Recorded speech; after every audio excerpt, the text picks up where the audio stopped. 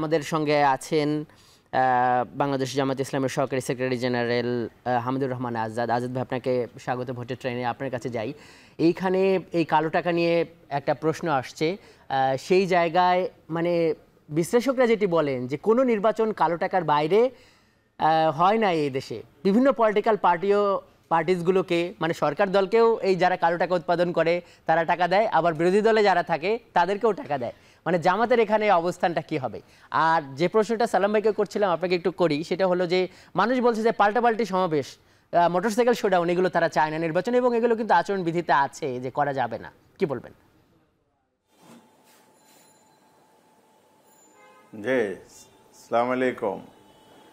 ধন্যবাদ আজকের এখন টেলিভিশন, সেই সাথে আমাদের বিএনপির কেন্দ্রীয় নেতা আব্দুল সালাম ভাই, সম্মানিত দেশবাসী, সবাইকে শুভেচ্ছা।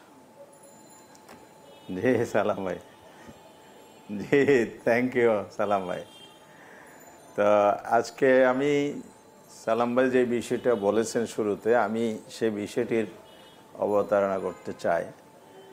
দেশে দীর্ঘদিন ধরে জল্পনা কল্পনা ছিল নির্বাচন হবে কিনা, সংশয় ছিল। সংশয়টা ছিল যে কখন হচ্ছে, আদৌ হবে কিনা এগুলো। তো সরকার, মাননীয় উপদেষ্টা সেই সংশয়ের অবসান ঘটিয়েছেন নির্বাচনের টাইমলাইন ঘোষণা করে। আমরা আমাদের দলপক্ষ থেকে এটাকে ইতিবাচকভাবে দেখছি। কারণ হচ্ছে দীর্ঘদিন অনির্বাচিত সরকার ক্ষমতায় থাকা এটা প্রত্যাশিত নয়। গণতান্ত্রিক প্রক্রিয়ায় নির্বাচনের মাধ্যমে ক্ষমতা হস্তান্তর হওয়া উচিত। তবে এই সংশয় দূর হলেও কিছু নতুন সংশয়ের জন্ম দিয়েছে। তার মধ্যে হচ্ছে নির্বাচনের সুষ্ঠু, নিরপেক্ষ, গ্রহণযোগ্য, অংশগ্রহণমূলক হবে কিনা এটা নিয়ে সংশয় আছে। লেভেল প্লেয়িং ফিল্ড তৈরি হয়েছে কিনা সংশয় আছে। আরেকটা হলো বিগত রেজিম, ফেসিবাদী আমলের আইন কানুন, কালা কানুন নিয়ে যে নির্বাচনগুলো তিনটি প্রশ্নবিদ্ধ ছিল, মানুষ ভোট দিতে পারে নাই। একই যদি আইন কালা কানুন নিয়ে যদি আবার নির্বাচন হয়, তাহলে যে লাও সে কদুই হবে।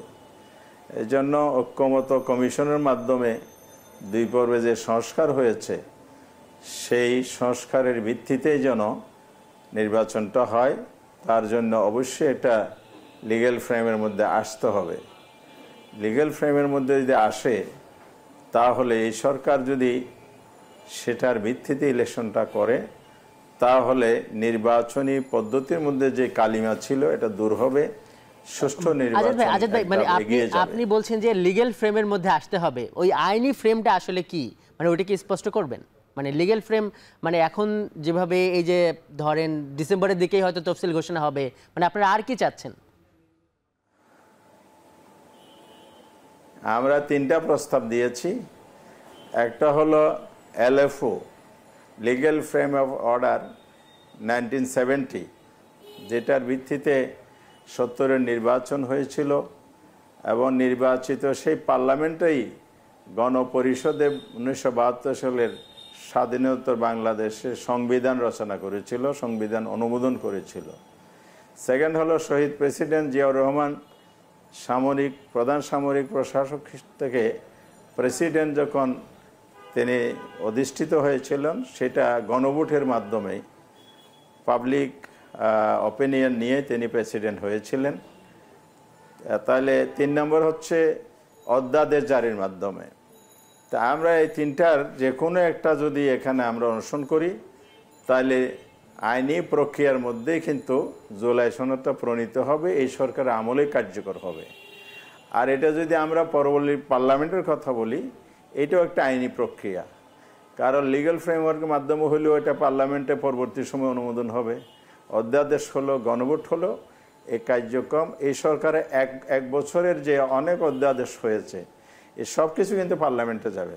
পার্লামেন্টে যাওয়া মানে হচ্ছে এটা ফর্মাল অনুমোদন।